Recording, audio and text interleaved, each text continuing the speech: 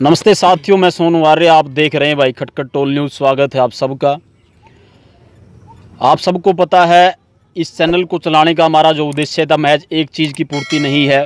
वो प्रत्येक विषय जो बेहद ज़रूरी है, जो राष्ट्रहित से जुड़ा है, जो समाज से जुड़ा और ख़ास करके युवाओं से जो मुद्दा जुड़ा हुआ है, उसके ऊपर खुल करके हम बहस करते हैं, चर्चा परिचर्चा करते हैं। ऐसी अनेक वीडियो हमने बना करके अपलोड की जिनका सीधा सीधा संबंध युवाओं से था। आज ऐसे ही हमारे बीच में एक साथी को हमने आमंत्रित किया है। ये बड़ा विशेष साथी है, बड़ा होनहार युवा है और आर्य समाज के बड़ा सक्रिय सदस्य भी आप हैं और यूट्यूबर भी आप हैं। आपका अपना चैनल है जिसका नाम है ब्रह्मचर्य संदेश, और उसमें वर्तमान समाज की जो सबसे बड़ी समस्या है, युवाओं का चारित्रिक पतन जिस प्रकार आज हो रहा है, और उनको सही मार्ग दिखाने वाला आर्य समाज के अतिरिक्त कोई अन्य संगठन आज नहीं है। तो ये साथी ब्रह्मचर्य संदेश के नाम से अपना यूट्यूब चैनल चलाते हैं, जिसके ऊपर आप ब्रह्मचर्य से जुड़े हुए अनेक तथ्यों के ऊपर बिल्कुल खुल के बात करते हैं। ब्रह्मचर्य क्या है, वीर्य कैसे बनता है, कैसे वीर्य रक्षा की जाती है, और ब्रह्मचर्य के नष्ट होने से क्या क्या हानियाँ होती है, सारी चीज़ें आप अपने चैनल के माध्यम से लोगों तक, खास करके युवा पीढ़ी तक, उनको जागरूक करने में निरंतर लगे हुए हैं। गुरमीत आर्य जी आपका नाम है। इस साथी को विशेष तौर पर हमने आज आमंत्रित किया, और आइए इन साथी से आज ब्रह्मचर्य के ऊपर ही चर्चा परिचर्चा करेंगे। पूरा आज खोल करके आपको बताएंगे। युवाओं से जुड़ा मुद्दा है, बड़ा खास मुद्दा है, इसलिए जागरूकता यदि पैदा करनी तो ऐसे विषय युवाओं तक पहुंचाने होंगे। तो गुरमीत भाई, सबसे पहले तो आपका हम यहाँ आने पर हार्दिक आभार प्रकट करते हैं, आपका स्वागत करते हैं। बहुत बहुत धन्यवाद जी सोनू जी आपका, और खटखट टोल न्यूज़ देखने वाले सभी दर्शकों को हाथ जोड़ के राम राम। तो गुरमीत भाई, प्रारंभ करते बिना किसी देरी के सबसे पहले आपसे यही जानना चाहेंगे, ब्रह्मचर्य का अर्थ क्या है।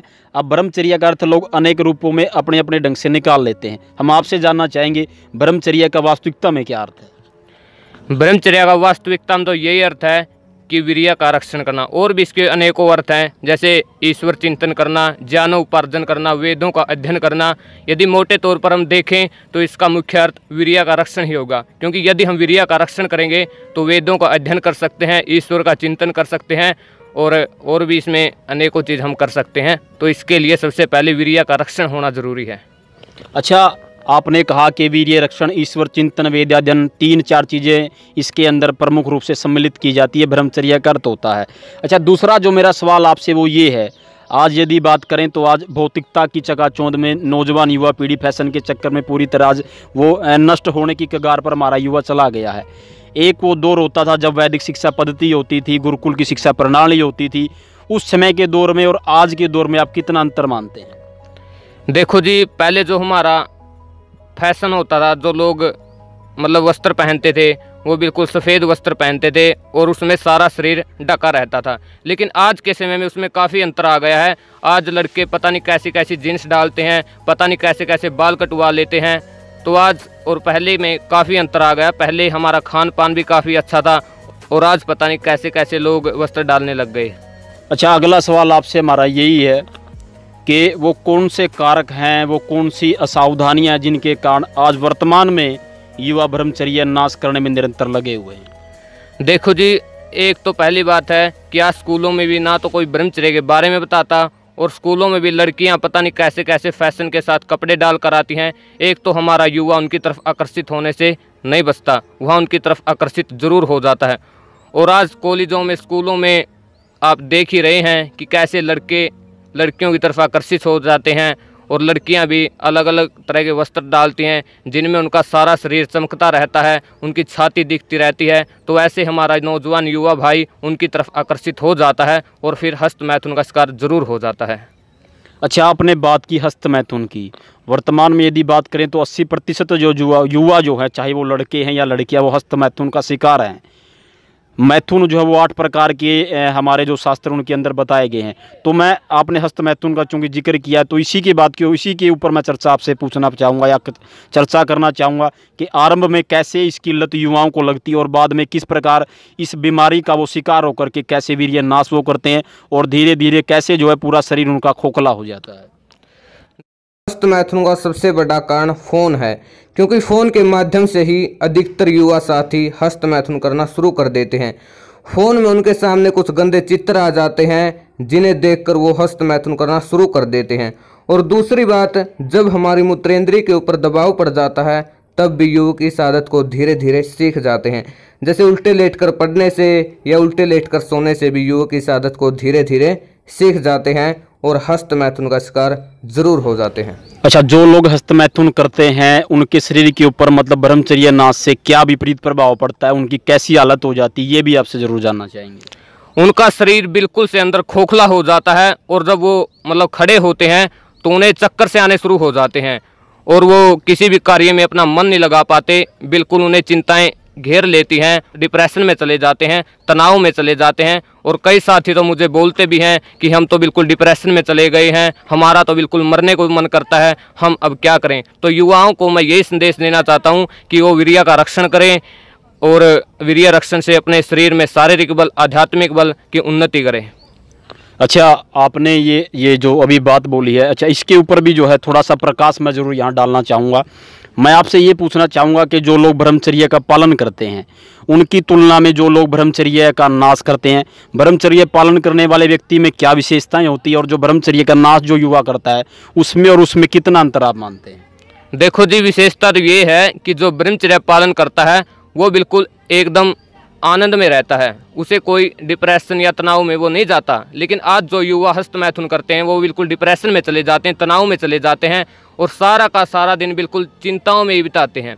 तो जो लोग हस्त मैथुन करते हैं वो बिल्कुल चिंताओं में चले जाते हैं, सारा का सारा दिन बिल्कुल एकांत में ही बैठकर वो बिताते हैं।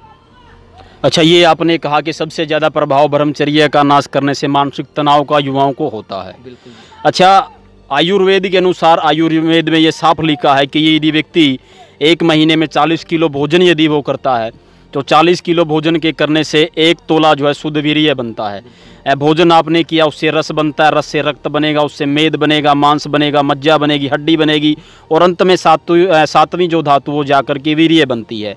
यानी 40 किलो भोजन हमने किया तो उसमें से महज 1 तोला वीर्य बनता है। और एक बार में यदि व्यक्ति किसी के साथ संसर्ग करता है या किसी प्रकार की कुचेष्टा वो करता है तो एक ही प्रकार की उस कुचेष्टा में लगभग 2 से 3 तोला वीर्य वो शरीर से बाहर निकल जाता है। तो कहने का हमारा भाव ये है कि आपने 1 महीने तक किसी चीज़ के लिए तक परिश्रम किया, उसने आपने तब क्या उस चीज़ को आपने भीतर समेटा और महज क्षण मात्र के आनंद के लिए उसने उस चीज़ को आपने एकदम से बाहर निकाल दिया। तो ये किस प्रकार की बुद्धिमत्ता, ये इससे बड़ा मेरे ख्याल में, इससे बड़ा लड़कपन या इससे बड़ा बचपन मेरे ख्याल में कोई और नहीं हो सकता है। और कीथ जो एक पाश्चात्य विद्वान हुए हैं, उनसे किसी ने, उनके शिष्य ने पूछा था कि गुरुजी जीवन में स्त्री और पुरुष का समागम कितनी बार होना चाहिए? तो उन्होंने कहा था महज 1 बार। आपको सुनकर के बड़ा आश्चर्य होगा, परंतु उन्होंने कहा था जो स्त्री और पुरुष का जो मिलन होता, जो संसर्ग होता है वो केवल उत्तम संतान की प्राप्ति के लिए होना चाहिए, आनंद मात्र के लिए नहीं होना चाहिए। तो साथियों, ये जो ब्रह्मचर्य है ये जीवन का आधार है। और जैसा कि वेद के अंदर लिखा गया, ब्रह्मचर्येण तपसा राजा राष्ट्रम विरक्षति, के ब्रह्मचर्य के प्रताप से युक्त होकर के राजा राष्ट्र में अपने और प्रजा की रक्षा करता है। ठीक वैसा ही एक और उदाहरण वहाँ दिया गया है, ब्रह्मचर्येण तपसा देवा मृत्यु मुपाघनत, अर्थात ब्रह्मचर्य के प्रताप से युक्त होकर के ही देवताओं ने मृत्यु के ऊपर भी विजय प्राप्त कर ली थी। तो आदरणीय साथी गुरमीत आर्य जी हमारे साथ से, उनसे हम चर्चा और परिचर्चा कर रहे थे। तो गुरमीत जी, अगला सवाल आपसे हमारा यही है कि वर्तमान में जो ब्रह्मचर्य रक्षा के नियम हैं उनको मतलब कैसे कोई व्यक्ति अपनी संयमित दिनचर्या बनाए, किस प्रकार का खान पान वो ले, कैसे वो लोगों के अंदर बैठे, संगत उसकी कैसी होनी चाहिए, वो ऐसे कौन से नियम कायदे कानून हैं जिनको अपना करके प्रत्येक युवा ब्रह्मचर्य की रक्षा कर सकता? देखिए, सबसे पहले तो आप अपनी दिनचर्या को व्यवस्थित कीजिए। यदि आपकी दिनचर्या सही है तो आपको कहाँ काम वासना का समय रहेगा। और आप सुबह जल्दी उठकर ईश्वर की संध्या उपासना जरूर कीजिए ताकि आपका मन के ऊपर नियंत्रण हो सके और आप हस्त मैथुन से बच सकें। और आप हमेशा सात्विक भोजन ही कीजिए जिससे आपके शरीर में बल और बुद्धि की वृद्धि हो सके। और रही दूसरी बात साथियों की, कहते हैं कि जैसे तुम्हारे मित्र वैसा तुम्हारा चरित्र। यदि आपके साथी सही हैं तो आप कभी भी हस्त मैथुन नहीं कर सकते। आप हमेशा सच्चे धार्मिक लोगों का संग कीजिए ताकि आप इससे बच सकें। आपने जो है दिनचर्या बताई, आपने जो आहार बताया शुद्ध और सात्विक होना चाहिए। किसी ने कहा कि जैसा खाए अन्न वैसा हो जाए मन, और जैसा पिए पानी वैसी बोले बाणी। तो ये सीधी सी बात है। जो मांसाहार जो लोग करते, लंपटता करते हो, उन लोगों के अंदर व्याभिचार की प्रवृत्ति जो होती है वो अधिकतर ज़्यादा देखने को मिलती है। तो ये बात आपकी बिल्कुल सही है। अच्छा, अंतिम सवाल आपसे मैं यही जानना चाहूँगा, वैदिक परंपरा की यदि बात करें, गुरुकुलीय शिक्षा पद्धति थी। ऋषि दयान सत्यार्थ प्रकाश के अंदर लिखते हैं कि यदि जो गुरुकुल शिक्षा पद्धति को वर्तमान समय में यदि आप लागू कर दें, यानी कि चाहे वो राजा का लड़का है, चाहे किसी गरीब का लड़का है, वो भी वहीं पर बैठ करके पढ़े, वही खान पान खाए, वहीं पर शयन करे।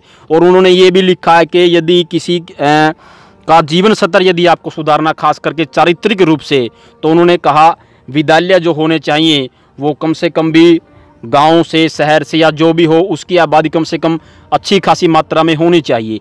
लड़कियां चाह करके भी लड़कों को ना देख पाए, और जो वहां पढ़ाने वाले होते हैं, शिक्षक होते हैं, लड़कियों के गुरुकुल में केवल महिलाएं ही रहे, और पुरुषों के या लड़कों के जो गुरुकुल होने चाहिए उसमें पुरुषों को ही वहाँ नियुक्त किया जाए, अन्यत्र कोई वहाँ नहीं होना चाहिए। आदर्श एक परंपरा थी, वो आदर्श परंपरा जैसे ही नष्ट हुई वैसे ही मतलब अलग अलग धर्मों ने अपना जो है पांव फैलाना इस भारत भूमि के ऊपर, आर्यवर्त की भूमि के ऊपर उन लोगों ने अपने अपने मतांतर कर दिए। और महाभारत काल के बाद जैसे इस देश का पतन हुआ, हम अनेकों साल तक कभी अंग्रेजों के गुलाम हो गए, वो अनेकों प्रकार की चीज़ें चलती रही, निरंतर देश का पथभ्रष्ट लोगों ने जिस प्रकार किया। तो वैदिक जो पद्धति है उसकी और दोबारा हम युवाओं को कैसे लेकर के आएँ, कैसे हमारे इस देश को, जिसका नाम प्राचीन आर्यवर्त हुआ करता था, कैसे इसको वहाँ तक दोबारा पहुँचाए, वहाँ आरूढ़ उस शिखर के ऊपर कैसे आरूढ़ किया जाए, इसके विषय में थोड़ा दर्शकों को बताइए। इसके लिए तो सबसे पहले हमें जो हमारा आर्य समाज संगठन है उसका अधिक से अधिक लोगों तक प्रचार करना होगा, और प्रत्येक व्यक्ति को एक सत्यार्थ प्रकाश पुस्तक जरूर भेंट करनी होगी कि जिसे पढ़कर वो जीवन में कभी भी पाखंडवाद में ना फंस सके। ऐसे अनेकों क्रांतिकारी हुए, पंडित राम प्रसाद बिस्मिल, चंद्रशेखर आजाद, जो केवल सत्यार्थ प्रकाश पुस्तक को पढ़ने के बावजूद ही क्रांति के मैदान में कूदे। और यदि आप सत्यार्थ प्रकाश पुस्तक पढ़ लेते हैं तो आप जीवन में कभी पाखंडवाद में नहीं फंसोगे। अच्छा, आपने एक संगठन की बात कही, आपने कहा आर्य समाज। मैं आपसे यहाँ यही प्रश्न करूँगा अब कि देश के अंदर यदि संगठनों की बात की जाए तो हजारों संगठन हैं, अलग अलग संगठन हैं, परंतु आर्य समाज के संगठन में, आर्य समाज में या किसी और संगठन में क्या अंतर आप मानते हैं? आर्य समाज को ही आप क्यों कह रहे हैं कि आर्य समाज में आने से युवाओं का चारित्रिक पतन हुआ है, उच्च स्तर का हो जाएगा, बौद्धिक स्तर भी बढ़ेगा, राष्ट्र की सर्वांगीण उन्नति का मार्ग भी प्रशस्त होगा? क्या विशेषता आर्य समाज में या किसी और संगठन? देखिए, आर्य समाज ही सबसे पुराना संगठन है। हमारे देश का सबसे पहला नाम क्या था? आर्यवर्त था। हमारी सबसे प्राचीन भाषा कौन सी है? संस्कृत भाषा है। हमारा सबसे पुराना वेद कौन सा है? ऋग्वेद है। तो आर्य समाज ही सबसे पुराना है। और आर्य समाज एक ऐसा संगठन है जिसमें आपको 2 और 2 4 बताए जाएंगे। आज पता नहीं कितने मत पंथ संप्रदाय देश के अंदर खड़े हो गए हैं जो 2 और 2 5 बताते हैं, अपने चेला चेली बनाते हैं और संगठन को खड़ा कर देते हैं। फिर कोई दूसरा आता है 2 और 2 7 बताता है, अपने चेला चेली बनाता है और संगठन को खड़ा कर देता है। तो आर्य समाज में आपको 2 और 2 4 बताए जाएंगे, तो इसमें आपको सारी बातें सत्य बताई जाएंगी। तो इसलिए आप सभी साथी इस संगठन से अवश्य जुड़े। तो साथियों, हमारे साथी जो थे गुरमीत आर्य, उन्होंने बताया कि आर्य समाज के पास पहली बात तो वैदिक धर्म की थाती है। आर्य समाज के पास कोई गुरुडम नहीं है, कोई मतांतर नहीं, कोई चेला और चेली बनाने का साधन नहीं है, कोई किसी के कान के अंदर गुरु मंत्र नहीं फूंका जाता कि ये मंत्र आपको दिया जाता है, आप किसी दूसरे व्यक्ति को ना बताएं, इसका प्रभाव समाप्त हो जाएगा। नहीं, आर्य समाज की सबसे बड़ी विशेषता है 3 चीज़ें: डाउट, डिबेट और डिसेंट। डाउट यानी कि शंका समाधान, डिबेट उसके ऊपर खुल करके चर्चा, और डिसेंट जब वो जो है तर्क की कसौटी के ऊपर, वैज्ञानिकता के ऊपर खरा नहीं उतर रहा है तो उसको हम निरस्त कर देते हैं, उसको हम मानने के लिए बाध्य नहीं होते हैं। ये आर्य समाज की सबसे बड़ी विशेषता है। ऋषियों की परंपरा का वो वाहक है। और आर्य समाज एक ऐसा संगठन जिसने जो है आज़ादी के आंदोलन से लेकर के वर्तमान समय तक निरंतर वेद की उस ध्वजा को, ऋषियों की उस परंपरा को, आर्ष उस परंपरा को जीवित रखा है। और इसलिए आज जो हिंदू धर्म, जिस हिंदुत्व की लोग आज बात करते हैं, उसको बचाने का सबसे बड़ा श्रेय आर्य समाज को ही जाता है। तो गुरमीत जी आप आए, आपने चर्चा परिचर्चा की, आपने बड़ी अच्छी बातें बताई। अब आपसे जो है ये भी बताए हैं, ये आप जो ब्रह्मचर्य संदेश जो टीवी चलाते हैं, जो मतलब आपका जो यूट्यूब चैनल है, उसको चलाने का आपका क्या मूल उद्देश्य है और उसके ऊपर कैसी कैसी चीज़ें आप डालते हो और उनका कितना महत्व आप समझते हैं? हमारा बस चैनल बनाने का यही उद्देश्य है कि आज बच्चों को ब्रह्मचर्य की शिक्षा ना मिलने के कारण 6ठी 7वीं 8वीं कक्षा में ही बच्चे हस्त मैथुन और लड़कियों से फ्रेंडशिप करने जैसी बुरी आदतों में फंस जाते हैं। देखो, आज चारों तरफ विषय वासना का बिल्कुल नंगा नाच हो रहा है। लोग तरह तरह की अश्लील फिल्में देखते हैं, अश्लील बातें करते हैं। आज लड़कियां भी तरह तरह के वस्त्र डालकर अपने अंगों का खुला प्रदर्शन कर रही हैं। तो आज के समय में लोगों को ब्रह्मचर्य के बारे में बताना अति आवश्यक है, ताकि वो ब्रह्मचर्य का पालन कर सकें और इस राष्ट्र को एक अच्छी, योग्य, बलवान संतान पैदा करके दे सकें, जो इस राष्ट्र को उन्नति के शिखर पर ले जाए। तो आज लोग यदि ब्रह्मचर्य के बारे में जानेंगे तो वो इसका पालन अवश्य करेंगे और अपने लक्ष्य को भी जरूर प्राप्त करेंगे। तो साथियों, आप थे गुरमीत आर्य जी और उनसे जो है युवाओं से जुड़े हुए मुद्दे के ऊपर, ब्रह्मचर्य के ऊपर हम परिचर्चा कर रहे थे। आने वाले समय में भी ऐसे ज्ञानवर्धक वीडियो आप तक निरंतर सोशल मीडिया के माध्यम से हम पहुंचाते रहेंगे और ऐसे ऐसे विषयों के ऊपर परिचर्चा करना बेहद आवश्यक है, क्योंकि यदि राष्ट्र को बचाना है, युवाओं को यदि बचाना है, राष्ट्र तभी बचेगा जब युवा बचेगा, क्योंकि युवा ही राष्ट्र की नींव होते हैं, युवा ही राष्ट्र का भविष्य होते हैं, उसका साहस होते हैं, किसी भी कार्य को करने की क्षमता, चाहे वो बल हो, पराक्रम हो, कुछ भी हो, युवाओं में जो उसके भीतर होता है। और भारत जैसा देश जिसकी 67% आबादी युवाओं की है, ऐसे में हमारा दायित्व तो बहुत ज़्यादा बढ़ जाता है। ऐसे ऐसे विषयों के ऊपर खुलकर परिचर्चा करनी बड़ी आवश्यक है। यदि आपको आज का वीडियो अच्छा लगा हो तो आप इसको शेयर कर सकते हैं, लाइक कर सकते हैं, कमेंट कर सकते हैं। ब्रह्मचर्य संदेश जो यूट्यूब जो चैनल है उसको आप सब्सक्राइब करें, और खटखट टोल न्यूज़ चैनल है इसको भी आप सब्सक्राइब करें। भाई गुरमीत जी आए, आपने हमसे बात की, इसके लिए आपका बहुत बहुत धन्यवाद भाई। धन्यवाद सोनू जी। देखते रहिए भाई खटखट टोल न्यूज़, ब्रह्मचर्य संदेश। सब साथियों का बहुत बहुत धन्यवाद, सबको नमस्ते।